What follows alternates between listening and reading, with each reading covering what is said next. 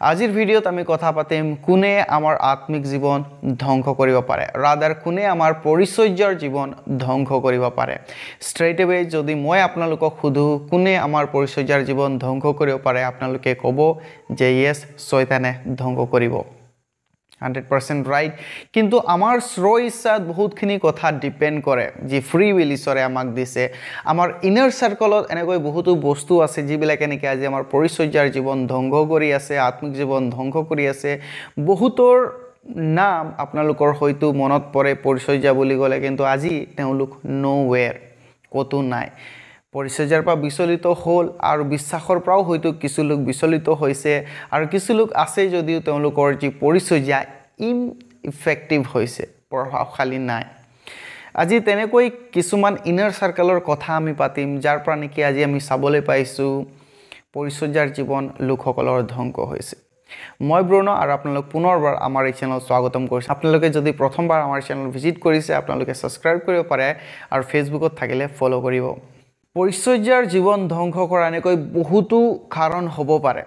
কিন্তু মই আজি জাস্ট বেসিক্যালি 4টা কাৰণ আপোনালোকৰ আগত ৰাখিও বিচাৰিছো আৰু আপোনালোকে কমেন্ট সেকশনত ক'ব পাৰে কেনেকৈ আপোনালোকে হয়তো উইটনেছ কৰিছে বা এক্সপেৰিয়েন্স কৰিছে এই বস্তুবিলাকে আমাৰ পৰিচৰ্যাৰ জীৱন ধ্বংস কৰিছে প্ৰথমটো যি কাৰণ আজি আমাৰ পৰিচৰ্যাৰ জীৱন ধ্বংস হোৱা মই অনুভৱ কৰিছো হেইয়া হৈছে আনগডলি ওয়াইফস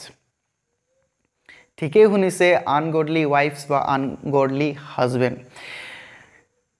আনগডলি বুলি কিয় কৈছো কাৰণ সকলোৰ পত্নী বা সকলোৰে হাজবেন্ড হয়তো বেয়া নহব পাৰে কিন্তু আনগডলি ওয়াইফ যেতিয়া আমাৰ থাকে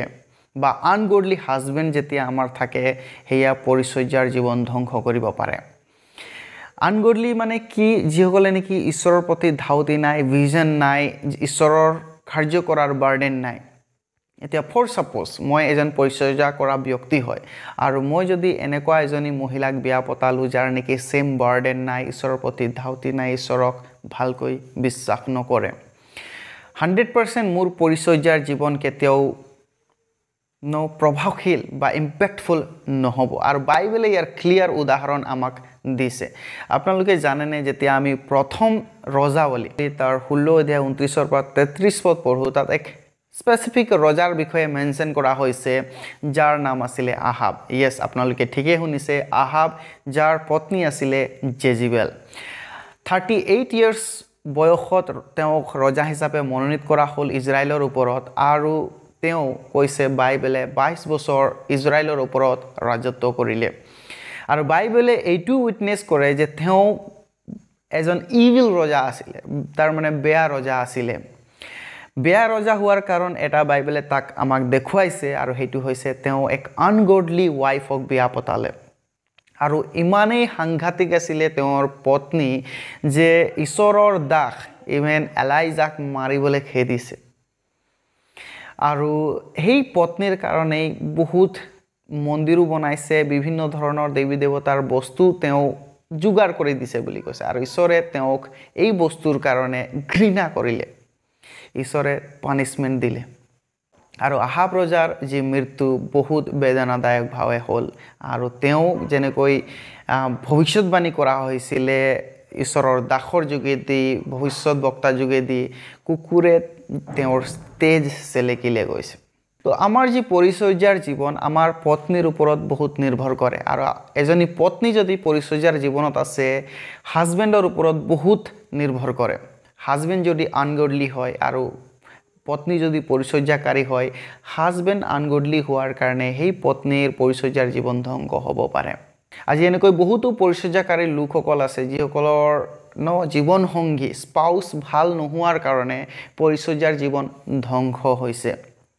আৰু এক্স্যাক্টলি আহাবে যেনেকৈ জেজিবেলৰ কাৰণে ধ্বংস হ'ল তেনেকৈ আজি পৰিচৰ্যাকাৰী লোকসকলৰ জীৱন তেওঁলোকৰ স্পাউস জীৱন সংগীৰ কাৰণে ধ্বংস হৈ আছে আত্মিক জীৱন নাইকিয়া হৈছে আৰু কল এই আহাব ৰজাৰ বিষয়ে যে বাইবেলে উইটনেছ কৰিছে এনেকা নহয় ফেমাস কিং জ্ঞানী ৰজা হিচাপে বাইবেলে যাক আখ্যা কৰিছে ইয়েস আপোনালোকে ঠিকই ধৰিছে সলোমন ৰজা প্ৰথম ৰজা বুলি তাৰ 11 অধ্যায় 3 পৰা 4 পদ পঢ়িবলৈ পাওঁ বাইবেলে কৈছে সলোমনৰ 700 পত্নী আছিল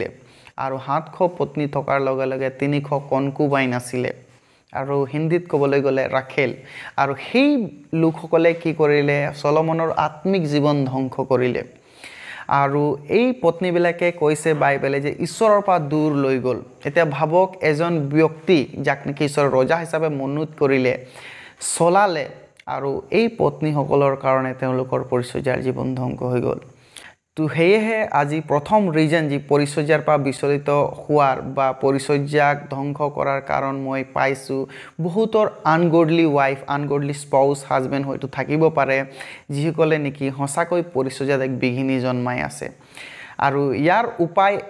মই ক'ব বিচাৰোঁ এনেকুৱা নহয় যেতিয়া বিয়া পাতি ল'লোঁ এৰিব লাগিব বা কিবা কৰি দিম এনেকুৱা কৰি দিম কিন্তু আমাক প্ৰিকশ্যন লোৱা বহুত প্ৰয়োজন আছে বিয়াৰ আগতে লাইফ পাৰ্টনাৰ জীৱনসংগী ৰাইট চুজ কৰাটো বহুত প্ৰয়োজন আছে তাৰ পাছত আমি যদি ম্যাৰিড হয় বা যদি আনগডলি ৱাইফ আপোনালোকে এক্সপিৰিয়েঞ্চ কৰিছে প্ৰাৰ্থনা কৰক ঈশ্বৰৰ পৰা সহায় বিচাৰক আৰু বিশেষজ্ঞ লোক যিসকল হয়তো আপোনালোকৰ পাষ্টাৰ বা যিসকল চলাওঁতা বা পৰামৰ্শদাতাসকলৰ পৰা ৰায় বিচাৰক যে কি হ'ব মোৰ পৰিচৰ্যাৰ জীৱন এনেকৈ হ'লে কেনেকৈ চলিব পাৰে ডেফিনেটলি ঈশ্বৰে আপোনাৰ কাৰণে পথ উলিয়াব 2 নম্বৰ কাৰণ যি মই পাইছোঁ পৰিচৰ্যাৰ জীৱন বা আত্মিক জীৱন ধ্বংস হ'ব পাৰে সেইটো হৈছে আনগডলি চিলড্ৰেন ইয়েছ আপোনালোকে ঠিকে শুনিছে যিসকল নেকি আনগডলি ল'ৰা ছোৱালী এতিয়া বহুতৰ যি পৰিচৰ্যাৰ জীৱন নিজৰ ল'ৰা ছোৱালীৰ কাৰণে ইনইফেক্টিভ হৈ আছে পিতৃটো পৰিচৰ্যাকাৰী হয়তো ফাদাৰ ৰেভাৰেণ্ড হ'ব পাৰে পাষ্টাৰ হ'ব পাৰে ইভাঞ্জেলিষ্ট হ'ব পাৰে পুলপিটত ডাঙৰ ডাঙৰ প্ৰচাৰ কৰিব পাৰে কিন্তু তেওঁলোকৰ ল'ৰা ছোৱালী এনেকৈ পাপৰ জালত সোমাই আছে বহুত সাংঘাতিক ৰূপে শয়তানে তেওঁলোকক ব্যৱহাৰ কৰিছে আৰু পিতৃৰ যি পৰিচৰ্যাৰ জীৱন একেবাৰে ইনইফেক্টিভ হৈ আছে ধ্বংস হৈ আছে আৰু ইয়াৰ ক্লিয়াৰ উদাহৰণ আমি বাইবেলত চাবলৈ পাওঁ প্ৰথম সামুৱেল তাৰ 2 অধ্যায় 27 পৰা আগন্ত 35 লৈকে যদি আমি পঢ়ো আমি পাম এলিৰ দুজন পুত্ৰ আছিলে আৰু সেই পুত্ৰবিলাকৰ নাম আছিলে হপনি আৰু ফিনেহাস এই হপনি আৰু ফিনেহাস তেওঁৰ পিতৃ যি পৰিচৰ্যা এলিৰ একেবাৰে বুজা নাছিলে কাৰণ মন্দিৰৰ যি দায়িত্ব এলিক দিয়া হৈছিলে আৰু তেওঁ প্ৰিষ্ট আছিলে পুৰোহিত আছিলে লোকসকলে বলিবিধান কৰিবলৈ গৈছিলে আৰু এলিয়ে তেওঁলোকৰ হৈ উৎসৰ্গ কৰিছিলে এক মন্দিৰৰ পুৰোহিত কিন্তু তেওঁৰ দুজন পুত্ৰ একেবাৰে সাংঘাতিক ৰূপে দুষ্ট কৈছে বাইবেলত আমি পঢ়িবলৈ পাওঁ তেওঁলোকে যেতিয়া লোকসকলে গৈ তাত বলি উৎসৰ্গ কৰিছিলে সেই উৎসৰ্গ কৰা বলি তেওঁলোকে জুৰ জুলুম কৰি লৈছিলে খাবৰ কাৰণে যেতিয়া তেওঁলোকে মনা কৰিছিলে জুৰ জুলুম কৰি লৈছিলে কৈছে বাইবেলত আৰু ইমানেই নহয় যিসকলে নেকি ৱৰ্শিপৰ কাৰণে আৰাধনাৰ কাৰণে মন্দিৰত গৈছিলে তেওঁলোকৰ সৈতে শাৰীৰিক সম্পৰ্ক কৰিছিলে কৈছে ইমান ঘৃণনীয় কাৰ্য এলি কথা গম পাইছিলে ইনডিসিপ্লিন কৰাৰ কাৰণে তেওঁলোকৰ কাৰ্য বাঢ়ি গ'ল আৰু ঈশ্বৰৰ জাজমেণ্ট এলিৰ ওপৰত হয়তো আহিলে আৰু এলিৰ যি মৃত্যু বা পৰিচৰ্যা ইনইফেক্টিভ হোৱাৰ এটা কাৰণ আছিলে এই পুত্ৰসকল ঈশ্বৰেতো তেওঁলোকৰ পৰা বিচাৰ ল'লেই এই দুজন পুত্ৰ কিন্তু এলিও তাৰ যি ফলাফল দিব লগা হ'ল কাৰণ যেতিয়া আমি এই ভাৰ্ছ পঢ়ো প্ৰথম সামুৱেল 2 অধ্যায় 29 পৰা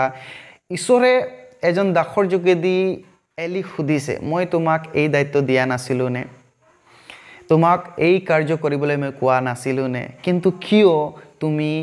মোৰ আৰাধনাতকৈ মোৰ আদৰতকৈ নিজৰ পুত্ৰবিলাকৰ কথা ভাবিলা লোকসকলেও মন্দিৰত যাবলৈ এৰি দিছিলে এই দুজন পুত্ৰৰ কাৰণে পৰিচৰ্যা একেবাৰে ইনইফেক্টিভ হৈছিলে আজি আমাৰ বহুত পৰিচৰ্যাকাৰী লোকসকলৰ ল'ৰা ছোৱালীৰ জীৱন একেবাৰে ধ্বংসৰ পথত পিতৃসকল হয়তো পাষ্টাৰ ৰেভাৰেণ্ড হ'ব পাৰে কিন্তু পুত্ৰসকলে সেকুলাৰ প্ৰগ্ৰামত গৈ গিটাৰ পেড ড্ৰাম সিংগিং এইবিলাক কৰি থাকে পিতৃয়ে কি মুখত গৈ কিনে নিজৰ বিশ্বাসীবিলাকক শিকাব যে ইয়েছ ঈশ্বৰে আপোনালোকক প্ৰেম কৰে এইবিলাক বেয়া পথ ঘূৰি আহক ঈশ্বৰত বাঢ়ক কি মুখত গৈ বুজাব যেতিয়া নিজৰ পুত্ৰই এইবিলাক কাৰ্য কৰি আছে নিজৰ ছোৱালী গৈ এইবিলাক কাম কৰি আছে আমি কেনেকৈ নিজৰ ল'ৰা ছোৱালীৰ কথা আনৰ আগত উদাহৰণস্বৰূপে ক'ব পাৰোঁ যে তেনেকি মোৰ ছোৱালী বা মোৰ ল'ৰাই বিশ্বাসী নোহোৱা লোকসকলৰ সৈতে সম্পৰ্ক ৰাখিছে বিয়া বাৰু হৈছে তো আজি ভাবি চিন্তি চোৱা প্ৰয়োজন কেনেকৈ আমি আমাৰ ল'ৰা ছোৱালীক ৰেইজ কৰিব লাগিব গডলি ৱেজ ইয়েছ শয়তানৰ ফ'ৰ্চ বহুত আছে লগৰবিলাকৰ সমাজৰ যি সংগতি এইবিলাক সকলো বস্তুবিলাক আছে কিন্তু তাৰ মাজতে এজ এ বিশ্বাসী হিচাপে ঈশ্বৰৰ দাস হিচাপে পৰিচৰ্যাকাৰী লোকসকল হিচাপে মই কেনেকৈ মোৰ পৰিয়ালক বা মোৰ ল'ৰা ছোৱালীক গডলি ৱে ৰেইজ কৰিম আজি এলিৰ পুত্ৰৰ নিচিনাকৈ যদি আমাৰ সতি সন্তান পৰিচৰ্যাকাৰী লোকসকলৰ সতি সন্তান হয় ভাবক আমাৰ পৰিচৰ্যা কিমান বেয়া হ'ব পাৰে ইনইফেক্টিভ হৈ আছে হয়তো মানুহে আপোনাৰ মুখৰ আগত নক'ব পাৰে মোৰ মুখৰ আগত নক'ব পাৰে কিন্তু দ্য মুমেণ্ট আমি চাৰ্চৰ পৰা আঁতৰো পুলপিটৰ পৰা আঁতৰো লোকসকলে ক'ব নিজৰ ল'ৰা ছোৱালীক শিকাব পৰা নাই আমাক শিকাব আহিছে প্ৰথমে নিজৰ ল'ৰা ছোৱালীক কওক তামোল চাদা নাখাবৰ কাৰণে তাৰপিছত আমাক কওক নিজৰ ল'ৰা ছোৱালীক কওক এনেকা অবিশ্বাসী লোকৰ সৈতে সম্পৰ্ক নকৰিবৰ কাৰণে নিজৰ ল'ৰা ছোৱালীক কওক এনেকৈ সেকুলাৰ প্ৰগ্ৰাম নকৰিবৰ কাৰণে তাৰপাছত আমাক কওক তো এই বস্তুবিলাক কি কৰিছে আমাৰ পৰিচৰ্যাই ইনইফেক্টিভ কৰিছে আৰু আমি পৰিচৰ্যাত আগবাঢ়ি যাব পৰা নাই আমি হ'ব পাৰোঁ বহুত আত্মিক ব্যক্তি হয় বা পৰিচৰ্যাৰ প্ৰতি আমাৰ ধাউতি আছে কিন্তু আমাৰ ল'ৰা ছোৱালীয়ে আমাৰ পৰিচৰ্যা কি কৰিছে ধ্বংস কৰি আছে তো এয়া বহুত চিন্তা কৰিবলগীয়া বিষয় 3 নম্বৰ আৰু 4 নম্বৰ যি বিষয় সঁচাকৈ বহুত ইম্পৰ্টেণ্ট আৰু আমাৰ পৰিচৰ্যাত এয়া বহুত সাংঘাতিক ৰূপে কাম কৰি আছে যিয়ে নেকি আমাৰ আত্মিক জীৱন ধ্বংস কৰে পৰিচৰ্যাৰ জীৱন ধ্বংস কৰি দিয়ে আৰু বহুতো হাই প্ৰফাইল পাষ্টাৰ্ছ মিছনাৰীবিলাক এই দুটি পৰীক্ষাত পৰাৰ কাৰণে তেওঁলোকৰ পৰিচৰ্যা আজি ন'ৱেৰ ক'তো নাই শুনি নাপাব আৰু 3 নম্বৰত যি বিষয় সেইটো হৈছে the love of money the love of wealth আমি যেতিয়া বাইবেল পঢ়োঁ বাইবেলত জাষ্ট দুটা এক্সাম্পল মই দিব বিচাৰিছোঁ প্ৰথমটো হৈছে গেহেজী আমি দ্বিতীয় ৰজাৱলী 5 অধ্যায় 20ৰ পৰা আগন্তুক পদসমূহ গেহেজীৰ বিষয়ে পঢ়িবলৈ পাওঁ যেনেকৈ এলাইজাৰ এজন দাস আছিলে বা কম্পেনিয়ন আছিলে যেতিয়া নামান আহিলে তেওঁৰ যি কুষ্ঠৰোগ সুস্থ হৈ গ'ল আৰু নামানে কিবা দিব বিচাৰিছিলে কিন্তু এলাইজাই নল'লে কিন্তু গেহেজী পইচাৰ প্ৰতি থকা যি লোভ সেই লোভৰ কাৰণে তেওঁ পিছফালেদি গৈ দৌৰি গৈ সেই পইচা পাতি যি দি সন্মান জনাব বিচাৰিছিলে এলাইজাক এয়া গেহেজী ল'লে বুলি কৈছে আৰু যেতিয়া এলাইজাই সুধিছে তুমি ক'ত গৈছিলা তেওঁ বহুত নজনা বা উজুৰিলে আৰু বাইবেলে কৈছে যে কুষ্ঠ ৰোগ হৈ গ'ল লগে লগে পৰিচৰ্যাৰ জীৱন ধ্বংস একেবাৰে দ্বিতীয় যি উদাহৰণ আমি দেখিবলৈ পাওঁ স্কুৰিতীয় জিহুদা স্বয়ং ঈশ্বৰৰ লগত থাকি জীৱন পৰিৱৰ্তন নহ'ল আৰু সেই ঈশ্বৰকে খ্ৰীষ্টক অলপ টকাৰ কাৰণে অলপ পইচাৰ লোভৰ কাৰণে এই জিহুদা স্কিৰতে শত্ৰুৰ হাতত সোধাই দিলে পৰিচৰ্যাৰ জীৱন ধ্বংস আত্মহত্যা কৰি মৃত্যু হ'ব লগা হৈছে আজি এনেকৈ বহুতো পাষ্টাৰ্ছ মিছনাৰীজ ৰেভাৰেণ্ড ফাদাৰ সকল বহুত ডাঙৰ ডাঙৰ প্ৰফাইল লোকসকল আছে আপোনালোকে যদি অফাৰিং নিদিয়ে আপোনালোকৰ নাম চাৰ্চৰ পৰা কাটি দিব আপোনালোকে অফাৰিং নিদিলে আপোনালোকৰ ঘৰত QR কোড পঠাই দিব অফাৰিং দিব লাগে আৰু এনেকৈ কিছুমান পাষ্টাৰ্ছবিলাক আছে মই শুনিছোঁ যিবিলাকে নেকি যদি ধনী ব্যক্তিবিলাক আছে চাৰ্চত তেওঁলোকৰ অপজিটত এটা কথা নকয় ইনষ্টেড তেওঁলোকে ধন সম্পত্তিৰ বিষয়ে প্ৰচাৰ কৰিব ইয়েছ আপুনি ধনী হ'ব লাগে ঈশ্বৰে আপোনাক ধনী হোৱাটো বিচাৰি আছে তেনেকৈ প্ৰচাৰ কৰিব ঈশ্বৰৰ মেছেজ নহয় কিন্তু মানুহৰ যি ভাল পাব সেই মেছেজ দি আছে কিহৰ কাৰণে ধন সম্পত্তি থকাৰ লোভৰ কাৰণে ইন কেছ যদি ধন সম্পত্তিৰ প্ৰতি কিবা যদি নেগেটিভ ওলাই যায় সেই ধন সম্পত্তি ধনী ব্যক্তিবিলাকে হয়তো চাৰ্চৰ পৰা এৰি গুচি যাব সেই মেণ্টালিটি লৈ আজি কিছু লোকসকল চাৰ্চ চলাই আছে তো আজি আমি বহুত কেয়াৰফুল হোৱা প্ৰয়োজন আমাৰ মিনিষ্ট্ৰি কোন দিশে গৈ আছে আমি ধন সম্পত্তিৰ প্ৰতি আকৰ্ষিত হৈ প্ৰচাৰ কৰি আছো নেকি বা বিশ্বাসীসকলক আমি ধন সম্পত্তিৰ লেভেলটো চাই তেওঁলোকক ট্ৰিট কৰিছো নেকি বহুত ইম্পৰ্টেণ্ট হয় আজি আৰু যদি তেনেকুৱা হৈ আছে তেনেহ'লে আমাৰ পৰিচৰ্যা ডিক্লাইন হৈ আছে তলত পৰি আছে তাক আমি হয়তো নাচাব পাৰোঁ কিন্তু এটা সময় আহিব যেতিয়া আমি তাক বুজি পাম শেষত 4 নম্বৰত যোনটো সবতকৈ ডাঙৰ যি ৰিজন মই ক'ব বিচাৰিছোঁ হেয়া হৈছে পৰিচৰ্যা যদি ধ্বংস হ'ব হেয়া সবতকৈ বেছি ডাঙৰ কাৰণ হ'ব এইটো মই নিজেই আগৰ তিনিটা ৰিজন হয়তো বেলেগ বেলেগ লগত ৰিলেট হৈ আছে কিন্তু লাষ্টৰটো পৰিচৰ্যা যদি ধ্বংস হ'ব বা ডিক্লাইন হৈছে তেনেহ'লে এইটো মোৰ কাৰণেই হ'ব